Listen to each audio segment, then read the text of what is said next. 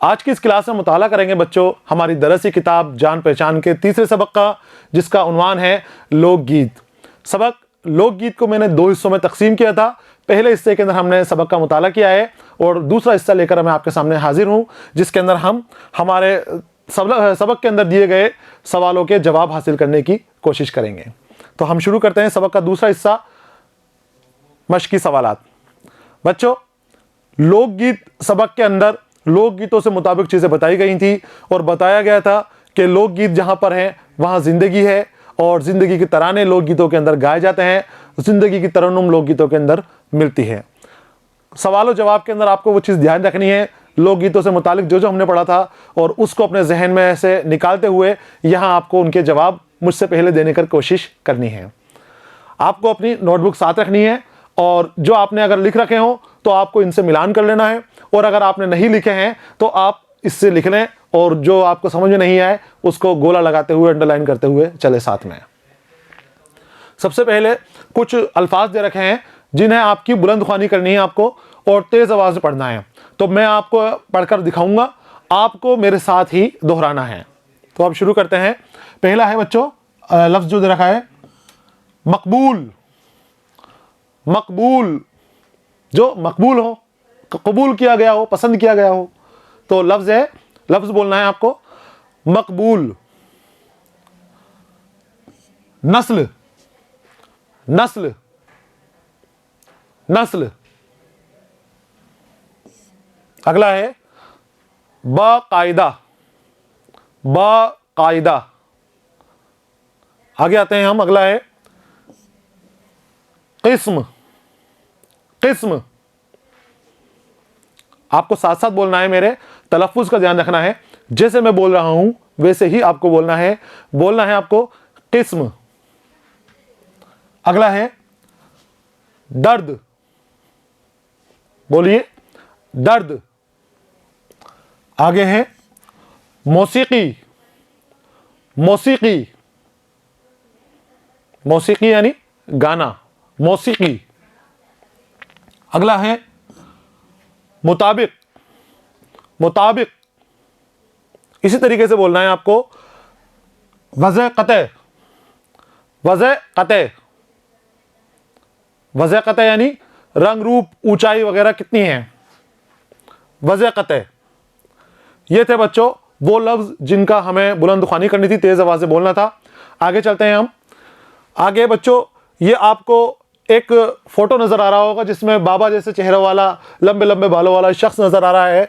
बच्चों इस शख्स का नाम है देवेंद्र सत्यार्थी। क्या नाम है? देवेंद्र सत्यार्थी। देवेंद्र सत्यार्थी बच्चों वो शख्स है कि जिसने अपनी पूरी जिंदगी लोकगीतों को समेटने में लगा दी।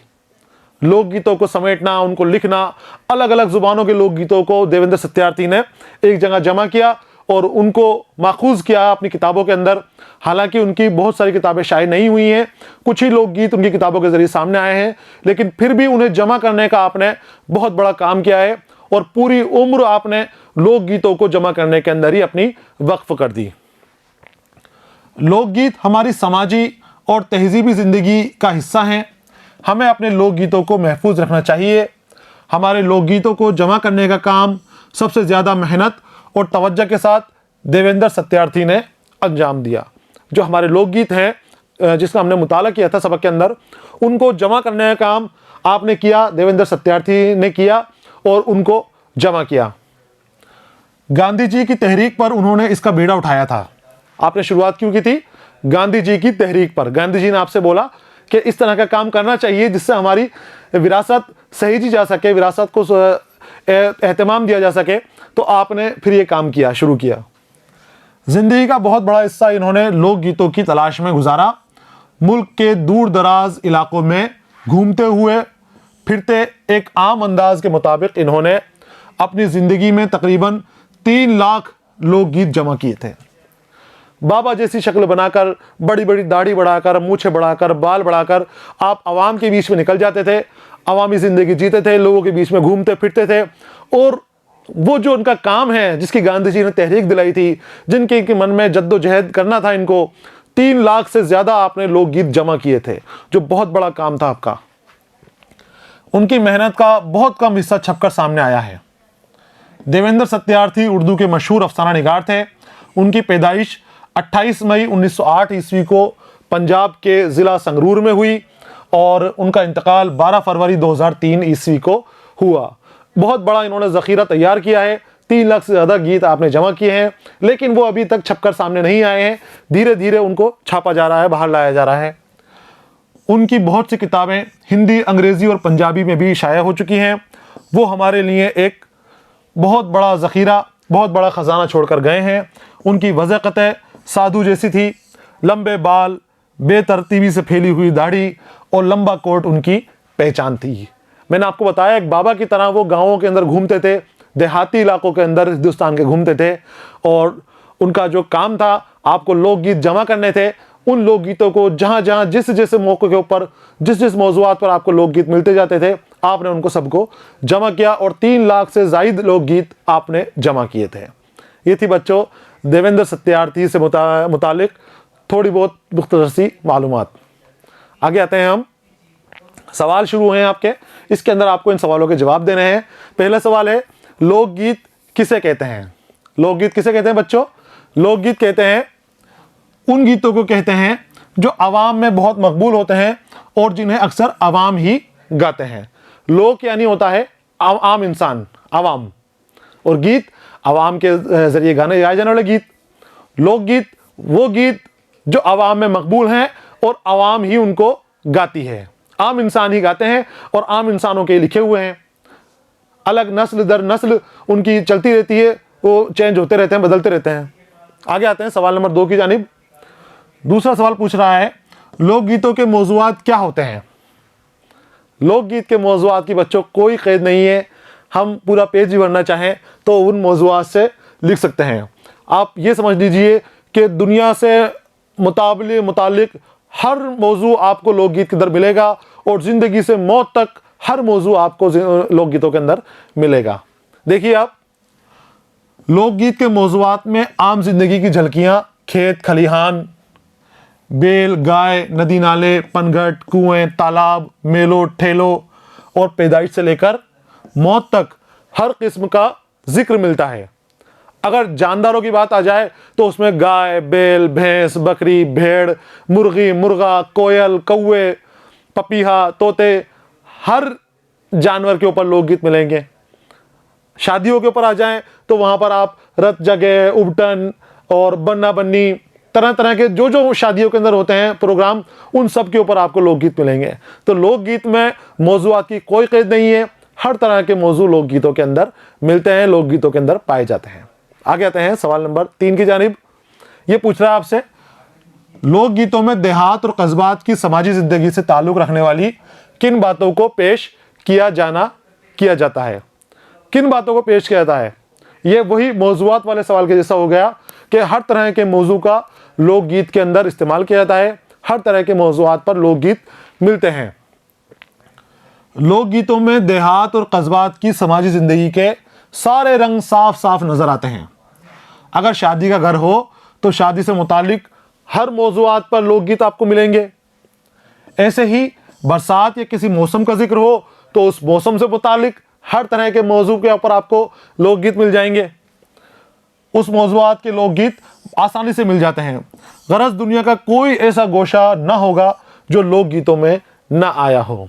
हर तरह के मौज़ूआत लोकगीत के अंदर मिलते हैं। बस लोगों को बैठना चाहिए, मिलना चाहिए। मिलते ही वो जो मौजू उनको मिलता है, जो गाना उनको मिलता है, वो गाना शुरू कर देते हैं बैठकर, और जैसे भी उनको आता है। साज वगैरह की कोई क़ैद नहीं है, हो तो ठीक है, ना हो तो और बढ़िया है, तो वो गाना शुरू कर देते हैं उसके ऊपर बनाना। आगे आते हैं हम सवाल नंबर 4 की जानिब। आवाम में कहाँ कहाँ के लोकगीत ज़्यादा मकबूल हैं? तो मकबूलियत जो हमने देखी थी, सबसे ज़्यादा मकबूल शुमाली हिंदुस्तान के जो ब्रज भाषा है, अवधी भाषा है, इनके लोकगीत हैं, और भोजपुरी भाषा के लोकगीत ज़्यादा मशहूर हैं। लेकिन जो दिगर भाषाएं, दिगर ज़ुबानें हैं, इनके लोकगीत भी मकबूल हैं। उनके लोकगीत भी अपने अपने गोशों के अंदर, अपने अपने हिस्सों के अंदर गाए जाते हैं।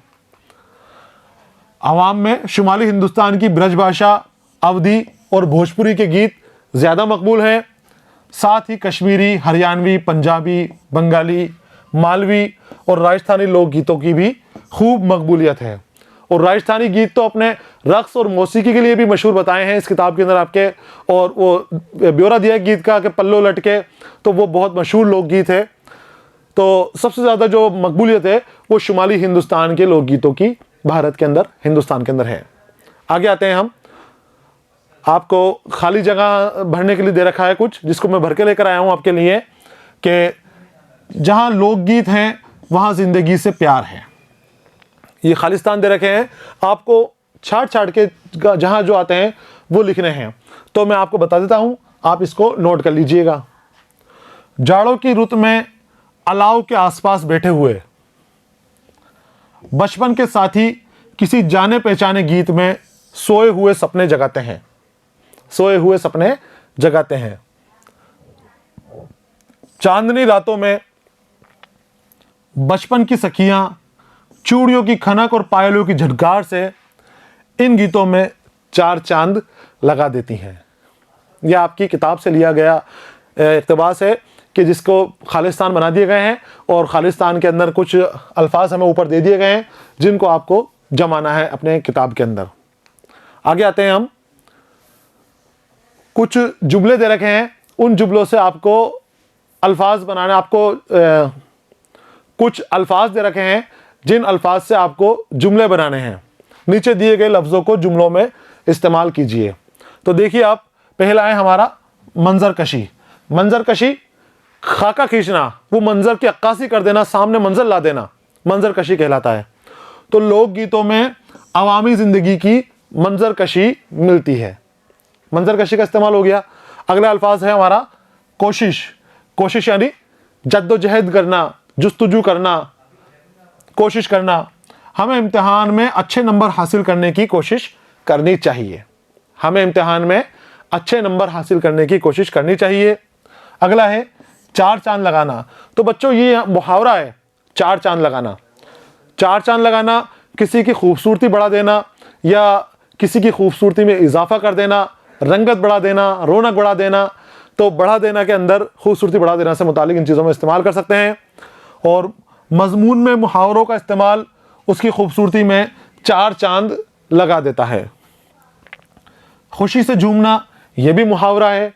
खुशी से झूमना, जब बहुत ज़्यादा इंसान खुश हो जाता है, बहुत सारी खुशी मिलती है, तो खुशी से वो झूम उठता है।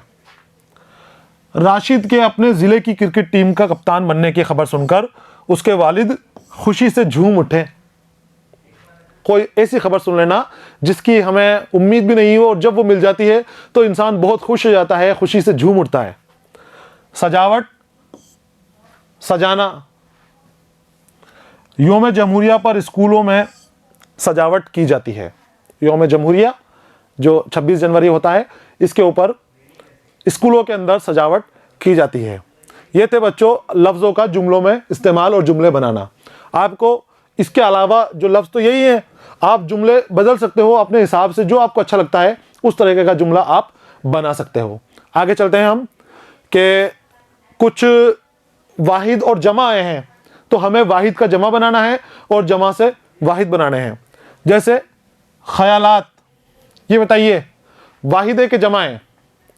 ये जमा है। किसकी जमा है? ख्याल की। ख्याल, ख्यालात। खतरात, खतरा, खतरा। सवालात, सवाल। जवाबात, जवाब। मकामात, मकाम। इमारात, इमारत। देखिए आप, ख्यालात का ख्याल, खतरात का खतरा, सवालात का सवाल, जवाबात का जवाब, मुकामात का मुकाम, इमारात का इमारत। ये आपको लिख लेना है, अपनी कॉपी में नोट कर लेना है। आगे आते हैं हम। आपको लाइन खींचकर जोड़े बनाने हैं, जैसे बनाया गया है ताल, तलैया। ऐसे ही जो लफ्ज़ बनते हैं, ये मुरक्कब लफ्ज़ हैं, मुरक्कब अल्फाज हैं, तो आपको इनका मुरक्कब ढूंढना है कि दूसरा हिस्सा इनका कौन सा है। ताल, तलैया। ऐसे ही रत, रत के साथ क्या होगा? बगीचा होगा, झाड़ होगा, धज होगा, जगह होगा, तलैया होगा, या नखरे होगा? रत नखरे होगा? नहीं, रत जगह होगा। रत जगह। तीसरा है फिर बाग। बाग के साथ क्या होगा? बगीचे, झाड़, धज, नखरे। क्या होगा? बाग, बगीचे। फिर इसके बाद नाज, नाज, नखरे, नाज, नखरे। छेड़, छाड़, छेड़, छाड़। फिर है सज, तो सज का होगा धज, सज धज के बाहर आ गए। तो इस तरह से आपको मिलान कर लेना है। आपको उसके सामने ही अपनी जब नोटबुक में उतारें तो मिलान करते हुए सामने उसको लिख देना है। बच्चों, इसके बाद आपके लिए अमली काम दिया गया है और ये बताया गया है कि आप जो शादियों में जाते हो और वहाँ अगर कहीं गीत सुनने को मिलता है आपको, चाहे आपके घर में हो या आपके किसी अहबाब के यहाँ पर शादी हो और आप वहाँ पर जाते हो, तो आपको उस गीत को सुनना है और उसको लिखने की कोशिश करनी है और रिकॉर्ड करने की कोशिश करनी है आप उस गीत को, और अपने साथियों को सुनाना है। उसके बाद रिकॉर्ड करने के बाद कि क्या है, और उसके बोल ज़रूर आपको सुनने हैं कि बोल किस तरह के हैं। इस अमली काम के साथ ही बच्चों हमारे सवाल और जवाब का सिलसिला यहाँ पर ख़त्म हो गया है। पूरे सवाल हो गए हैं। उम्मीद है कि आपको समझ में आए होंगे। आपको अपनी नोटबुक के अंदर सभी सवालों के जवाबात लिख लेने हैं और उसको अपने जहन में उतारने की कोशिश करनी है। इम्तिहान जब आए तो उसको वैसे ही आपको लिख देना है। सबक भी यहाँ पर हमारा मुकम्मल हो गया है। अगले वीडियो में अगले सबक के साथ मैं फिर से आपके सामने हाजिर रहूँगा। तब तक के लिए इजाज़त दीजिए। पढ़ते रहिए, खुश रहिए। अलविदा।